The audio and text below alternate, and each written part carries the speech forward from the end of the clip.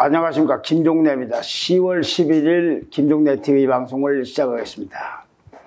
어제로 끝난 그 민주당의 대선 후보 경선에서 이재명 경기지사가 최종 누적 득표율 그 50.29%로 얻어가지고 이 민주당의 대선 후보로 확정이 됐습니다. 결선 투표로 가지 않고.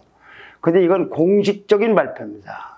제가 왜 공식적이라는 얘기를 하려면은 논란이 있기 때문에 그렇습니다. 그러나 일단은 당이 이렇게 행사를 했기 때문에 그대로 일단은 따라가고 변동이 있으면 나중에 가서 또 다시 또 바꿔서 방송할 수밖에 없습니다. 당 선관위는 이재명 후보가 이 당의 공식 후보로 당선됐음을 공식으로 선언을 했고, 그리고 이 후보는 또 수락 연설도 했어요. 그 다음에 문재인 대통령은 박경미 청와대 대변인을 통해서 민주당 당원으로서 이 지사의 후보 지명을 축하한다. 선의 경쟁을 펼친 다른 후보들에게도 위로와 격려의 말씀을 전한다고 했습니다. 당의 공식 발표가 이러하고 문 대통령까지도 축하를 했으니 뭐 후보라고 하지 않을 수가 없는 상황에서 현상계로서는 결선 투표를 가지 않고, 그런데도 문제가 심각합니다. 우선은요, 이재명 후보가 얻은 이 득표율 50.29%는 당초 예상했던 것보다 훨씬 못 미치는 아주 간신히 턱걸이로 해서 과반이 된 겁니다. 반대로 이낙연 후보의 득표율은 39.14%로 그전의 성적에 비해서 껑충 뛰었습니다. 그래도 이 결과만 놓고 보면은 민주당 후보가 되는 거는 뭐 아무 논란이 없습니다. 이 결과만 그대로만 받아들인다면. 그런데 이 경선 도중에 사퇴한 정세균 전 국무총리가 얻은 23,731표, 그 다음에 김두관 의원이 얻은 4,411표, 이 두 후보표를 합치면 28,142표, 요걸 계산에 넣고 계산을 하면은 이재명 후보가 과반이 안 된다는 데서 논란이 시작됩니다. 근데 이와 같은 논란, 그러니까 이재명 지사의 후보 투표율이 굉장히 저조했기 때문에 생긴 일인데, 예상보다도 가령 55%가 됐다지 57%가 됐으면은 그런 주장이 있든 말든 간에 그냥 합쳐서 하더라도 이기니까 끝났는데, 이걸 넣으면 과반이 안 된다는 데 문제가 있는데, 이 문제는 어디서 생겼느냐? 일반 국민들하고 일반 당원들이 견해가 반영되는, 그래서 그들이 참여하는 일반 국민과 일반 당원들이 투표하는 3차 선거인단 투표, 약 24만 8,880명 정도가 투표했는데 여기서 일어났습니다.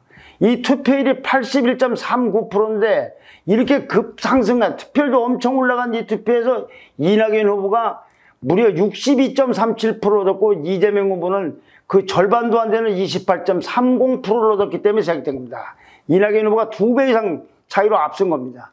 이런 결과에 대해서 대부분의 언론은 대장동 의혹이 여론에 반영된 결과라고 분석을 하고 있습니다.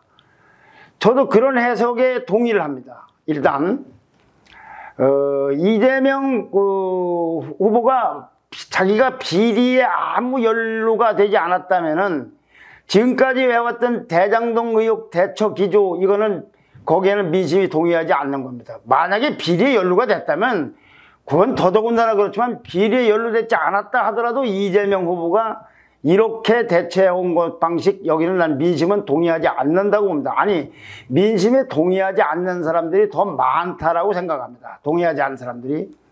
그럼 이제부터는 기조를 확 바꿔야 될 과제를 아는 것인데, 이재명 후보로서는.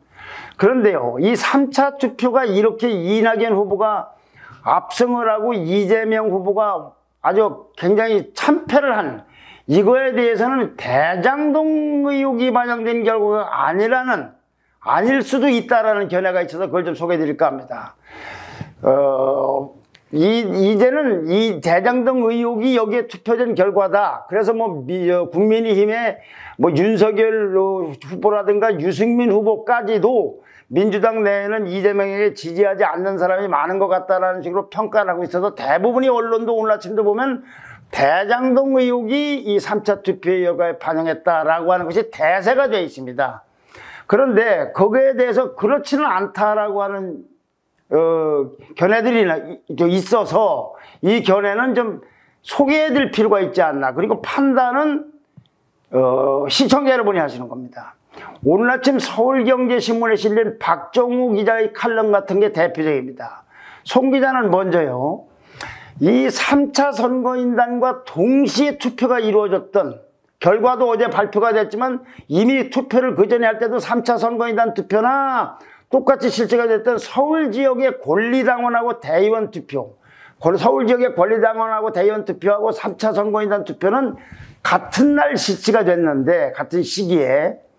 그런데 3차 선거인단 투표에서는 이낙연 후보가 이렇게 62%가 넘게 받았고 이재명 후보는 28%라서 반도 안 되지만, 권리당원 투표에서는 이재명 후보가 51.45%고 이낙연 후보가 36%라서 그동안의 트렌드하고 비슷하게 나왔습니다.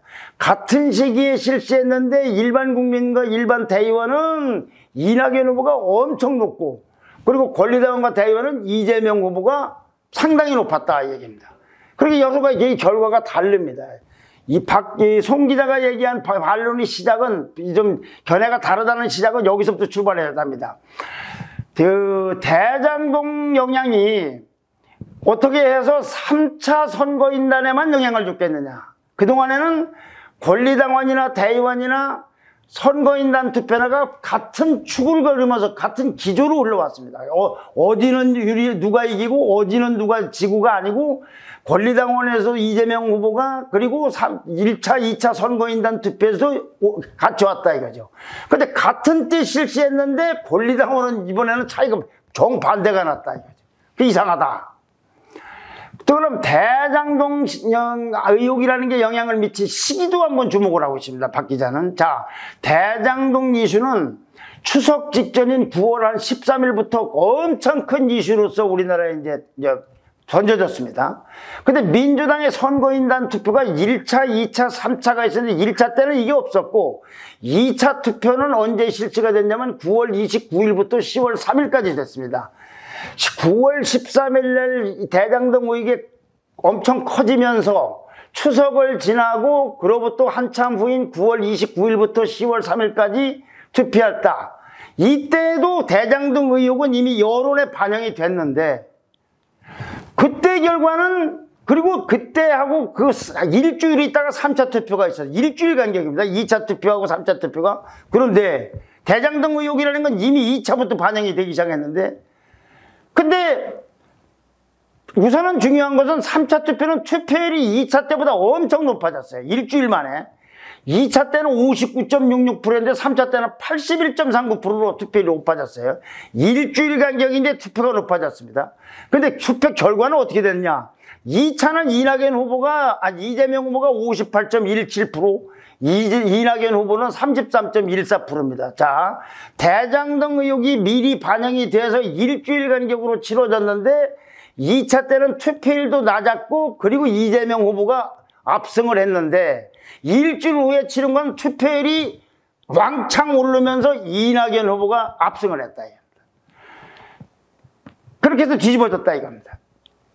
그래서 송 기자는 이 모집 시기가 이낙연 후보의 대승 원인이라고 분석을 하고 있습니다. 모집 시기가 3차 선거인단 모집 시기가 3차 선거인단 모집 시기는 9월 1일부터 14일까지입니다.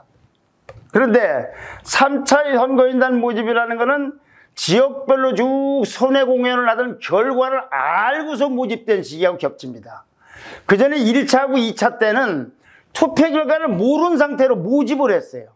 선거인단에 누가 들어가느냐가. 근데 3차 때는 선거 결과를 알고서 모집을 하게 된 겁니다. 9월 12일 날은 충청권하고 대구, 경북, 강원 지역 선거 결과가 있었고, 이어서 1차 선거인단 결과까지 발표가 된 상황입니다. 충청도, 강원도, 대구, 경북 결과와 1차 선거인단 수십만 명 표가 선거 결과 이재명 지사가 압승한 걸로 나온 상태에서 3차 선거인단을 모집을 한 겁니다. 모집. 그랬을 때 여기서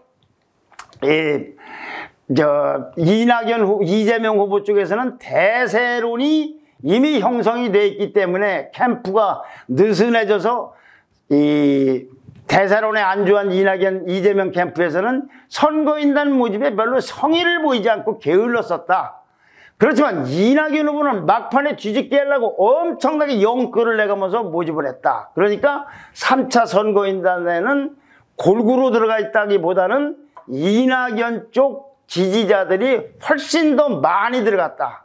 이렇게 한 결과가 어제 3차 인단 선거 결과지 대장동 의혹과는 별 관계가 없다. 좀 복잡하지만 정리해 말씀드리면 일주일 간격으로 치러진 2차와 3차 선거가 투표가 선거인단 투표가 2차 때는 투표율도 낮았고 그리고 3차 때는 투표율이 높았는데 2차 때는 다른 권리당원과 비슷한 추세를 보이는데 3차 때는 이낙연 투표로 왕창 몰렸다. 근데 이 3차 투표하고 2차 투표 사이는 일주일 간격이었다. 그리고 3차 투표일 때는 3차 선거인단 투표와 권리당원 투표가 서로 정반대의 결과가 유일하게 나왔다. 그런데 모집 시기가 다른 거는 어떤 결과가 나올 줄 모르는 상태로 모집을 했는데 3차 선거인 때는 이재명 후보의 대세론이 형성된 후에 모여진 사람들이다. 이런 결과로서 이렇게 압승을 한 것이지 이 대장동 의혹과는 별 관련이 없다. 이것이 이제 이 기자의 그 분석입니다. 그래서 저는 이런 분석도 있음을 이제 알려드리는 것이고, 뭐 이것이 맞느니 틀리느냐 보다는 이거는 시청자분들께서 판단하실 문제다 이러죠. 여하튼 그런데요, 3차 투표인단이 그 결과물로서 이것도 뭐 부정이 되거나 문제가 되는 것도 아니지 않습니까? 이렇게 해서 최종 득표율이 나오니까 이낙연 후보는 심각한 얼굴로서 승복연설을 하지 않고 박근혜 대통령이 이명박 대통령하고 경선할 때 보니까 박근혜 대통령이 승복한다고 연설도 하고 그러지 않습니까? 이걸 하지 않고 그 다음에 조금 있다가 이낙연 캠프 소속 전원의원이 긴급회의를 연 다음에 사실상 경선 불복선언을 했습니다. 이 0.29 때문에 벌어진 일입니다. 아까 말씀드린 대로 정세균, 김두관 후보가 얻은 표를 무효 처리를 하지 않았다면, 이낙연 측의 주장대로 처리하지 않았다면 이재명 지사의 최종 득표율은 48.37%에 그친다. 그러니까 결선 투표를 해야 된다. 그 얘기입니다. 그러면은 이제 이낙연 후보 측이 승산이 있다고 보는 겁니다. 이낙연 측은 그동안에 수차례에 걸쳐 대선 후보, 경선 후보, 뭐 중도 사태지 무효표 처리가 안 된다. 결선 투표 대회 본취에 정면으로 바란다고 문제를 지속적으로 제기해왔다. 이 문제를 제기해왔었습니다. 근데 이거를 받아들이지 않았으니 이 무효표 처리에 관한 이의제기 규정에 따라서 당선권에다 공식으로 이의를 제기하겠다라고 밝혀서 아마 오늘 그 이의제기 절차를 따라서 이 제기하는 서류를 제출한다고 합니다. 그 다음에 이낙연 대표의 향후 행보는 이 문제가 매듭 지어진 다음에 논의할 수 있는 사안이라고 했습니다. 그러니까 이 문제가 정리될 때까지는 경선에 승복하고 원팀이 돼서 이 지사를 돕는 일은 안 할 거라는 얘기입니다. 이에 대해서 이재명 후보는요, 경선 당원 당규를 적절히 해석해서 당이 잘 결정하지 않겠는가? 난 가만히 있겠다. 또 그러면서 문재인 대통령도 축하 말씀을 해주셨다고 하니까 당이 결정하는 대로 처분을 기다리겠다고 말했습니다. 근데 이상민 당 선관위원장은 무효표 처리는 당규에 있는 그대로 한 것이라고 해서 번복 가능성을 부인하고 있습니다. 그러니까 이제 3차 선거인단 투표에서 속된 말로 하면 이변이 일어나서 이재명 후보가 그 기권자들 무효표 처리를 안 해도 그걸 계산에 넣어도 될 만큼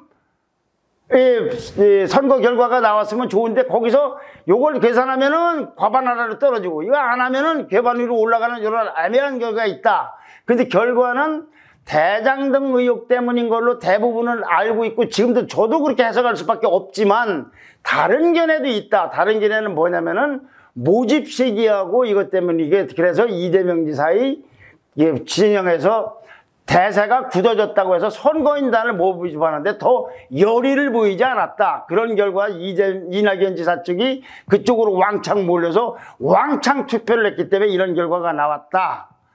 까지인데 그런데 번복이 지금 쉽지 않아 보이는데요. 왜냐하면 이미 다 이제 절차대로 진행되고 있기 때문에. 그런데도 불구하고 이낙연 측에서는 의원층의 소집을 하던가 경우에 따라서는 법정소송으로 이어질지도 모르겠습니다. 근데 이제 문재인 대통령까지 축하를 해놓았는데 이런 불복 움직임을 보일수록 결국 이낙연 후보 측은 당 지도부나 이재명 후보 측하고 갈등이 불가피하고 결과에 승부하지 않는 모습이 또 어떻게 비칠는지는 모르겠습니다. 그런데 이의제기와 관련 없이 또 이제 민주당이 만약에 대선 본선에서 패한다. 그러면 화살은 이재명 지사에게도 돌아가겠지만 이낙연 후보에게도 돌아가지 않을 길이 없을 것이다. 그래서 결국은 뭐 이제 이게 매끄럽게 흔쾌하게 박수치고 뭐 원팀이 되고 이게 안 되기 때문에 어쨌든 민주당은 지금 결선 투표의 수렁에 빠져 있는 겁니다. 지금 결선 투표라면 근데 예정대로 하면 4월, 오늘 14일, 15일 며칠 후에 해야 된다. 원래 예정대로 한다. 결선 투표가 있다면 그러니까 오늘 내일 모레 사이에 이 사태가 수습해야 되는데 만약에 겉으로 수습이 된다 하더라도 이건 뭐 수습되기도 쉽지 않겠지만 수습되지 않으면 이제 내분으로 갈 거고요. 만약에 수습이 된다 하더라도 사실상 원팀은 거의 물 건너간 게 아닌가 싶어요.